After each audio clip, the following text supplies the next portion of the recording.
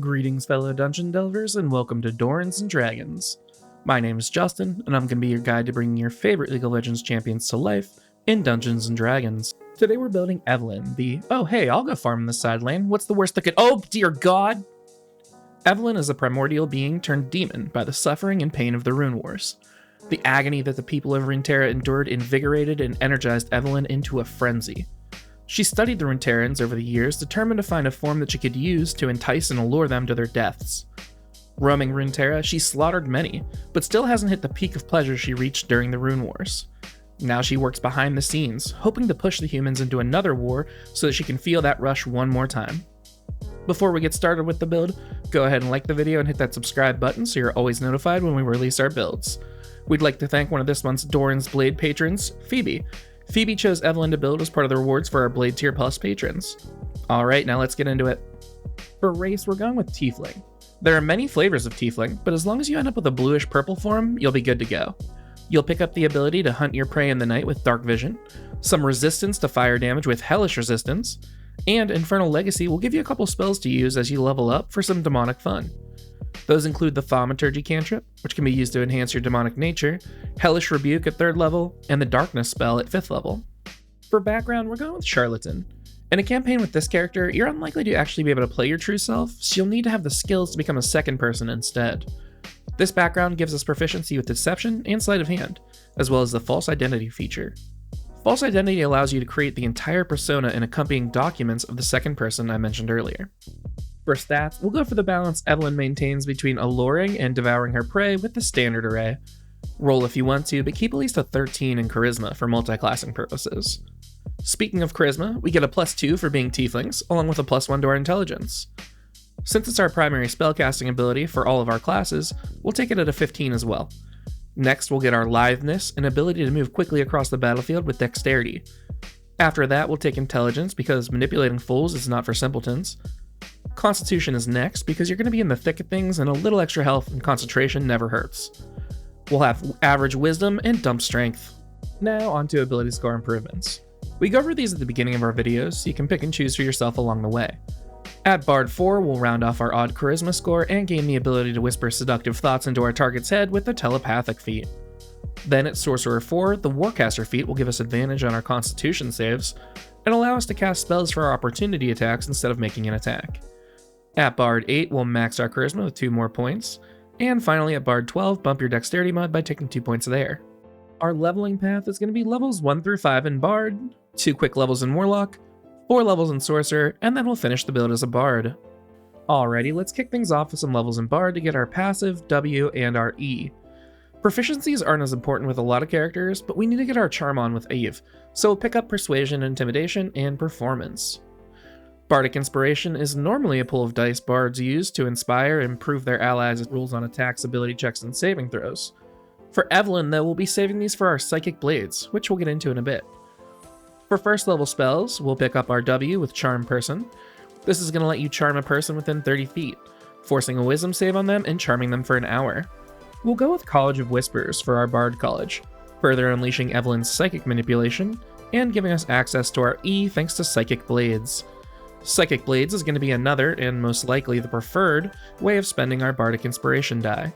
Similar to a Smite, whenever you hit a creature, you can choose to expend one of your Bardic Inspiration die to deal an extra 2d6 psychic damage on top. This damage scales based on level, bumping up for us at levels 5 and 10.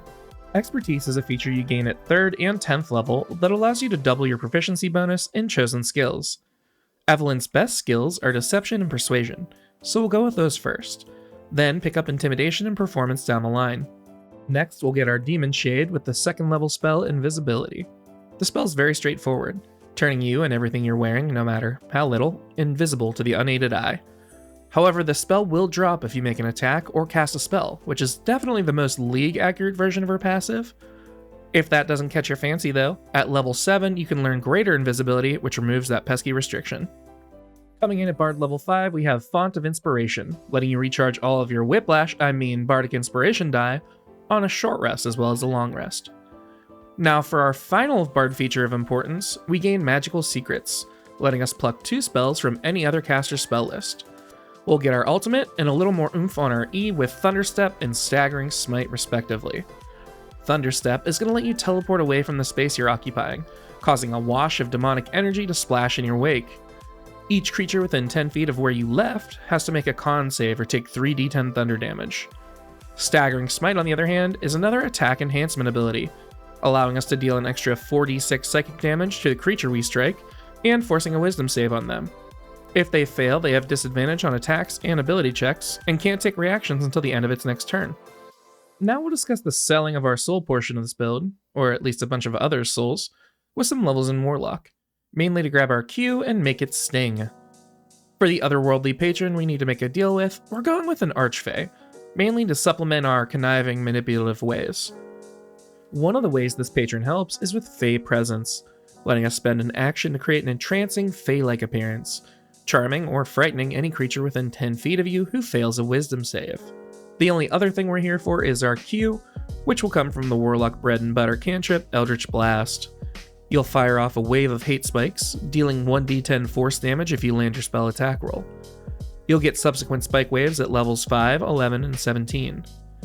Since we have some levels to spare, we'll get a high level damage increase by taking an extra level in Warlock and picking up 2 Eldritch Invocations, which are a series of passive abilities meant to make up for the Warlock's abysmal pack magic system. Agonizing Blast is going to let us add our Charisma modifier to each hit of our Eldritch Blast, bumping our Q damage up heavily. We'll also grab some passive defense with Armor of Shadows, letting us cast Mage Armor for free. Mage Armor will turn our AC into 13 plus our Dex mod. And finally, we'll take 4 levels of Sorcerer to double our Hate Spike output. Sorcerers are defined by their sorceress origin, which is the foundation of where their power is derived from. Since we don't need a specific ability from a subclass, we went thematic with Shadow Magic. But what we're really here for is Font of Magic and Meta Magic. Font of Magic is a pool of sorcery points we spend to augment our spells with Meta Magic. Now there's only one Meta Magic option we're concerned with, which is Quicken Spell. This is going to let us cast our Hate Spike as a bonus action, and since it's also a cantrip, we can cast it with our main action as well, effectively doubling our damage output. Alright, now that we've completed the build, let's see how we did. First, the good. From your charm to your ult, this build has the tools to line up your enemies and detonate them, just like Eve does on the Rift. We also have plenty of tools to disengage from the fight once you've done your job. Now the bad.